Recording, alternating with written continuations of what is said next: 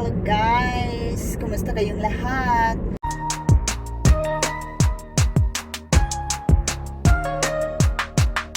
So ayan guys, magchichika na naman tayo guys. May nag-chat sa akin guys, nagtatanong kung totoo daw ba yung tinatawag dito na born with drug. Ano yung born with drug? Yun nga yung pinag-usapan natin nung una kong video na yung mga bata may makukuhang pera galing sa gobyerno. Ayan. Suporta yan sa mga bata guys. So, kasi nga, may nag-chat sa akin nagtatanong. Kasi nga daw, nakwento ng boyfriend niya dito na taga Sweden. Ayan. Nagyabang yata si Swedish man na may bidder na matatanggap kapag may bata. Totoo yun. So ikaw, napupunta dito kapag may anak ka sa Pinas guys, nadalhin mo dito, pagdating mo dito, may matatanggap kang born with drug kasi may anak ka. Ganon. Pero i-apply mo yan guys kasi hindi Swedish yung bata. Ganon. So totoo yun guys. Dito ko na lang ikwento yung sagot ng tanong niya. Para naman, malalaman din ng iba. Ganon. So, may bid drug dito guys. Born bid drug ang tawag doon. Para sa mga bata na, support ng mga bata. So, kung mapanood nyo yung video ko, yung mga una kong video, ayan, panoorin nyo yun guys. Kasi marami akong mga explanation doon tungkol sa mga benepisyo dito ng mga bata. Ayan. So, kaya nga guys, yung iba dito, anak na lang ng anak.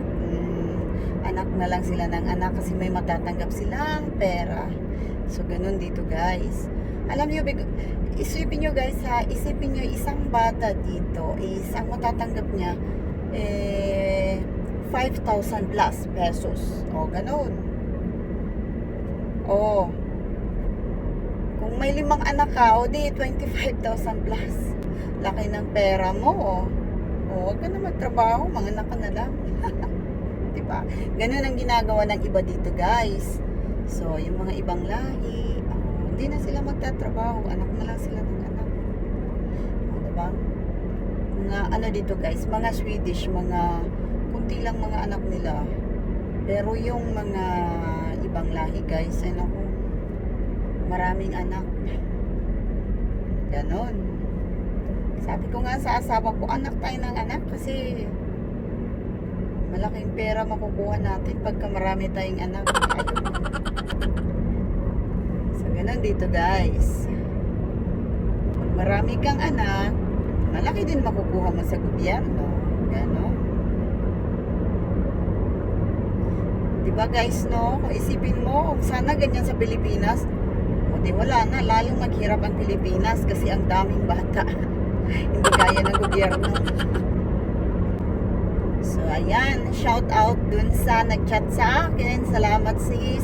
Salamat sa pag-chat. Ayun. So, sabi ko sa kanya, panuurin mo na lang tong video ko para maisa ko na yung sagot, yung explanation. Kasi, syempre, nakakapagod din mag-chat. So guys, kung may katanungan kayo, mag-chat lang kayo sa akin. Gawan ko ng video para ma-explain ko lahat. At saka, ayun. Sigurado ako mayroon pa akong hindi nabanggit. Siyempre marami mga magagandang benepisyo dito sa mga bata guys. Pero ang tanong kasi niya is about sa born with drug. So ito yung sagot ko doon sa tanong niya tungkol sa born with drug. Ayan. So ang mga bata dito guys, super daming benepisyo. Magagandang benepisyo nila. Kaya kung may anak ka sa Pilipinas, dalhin mo talaga dito dahil magaganda ang buhay ng anak mo. Ayan guys, hanggang dito na lang muna. Thank you for watching. Bye!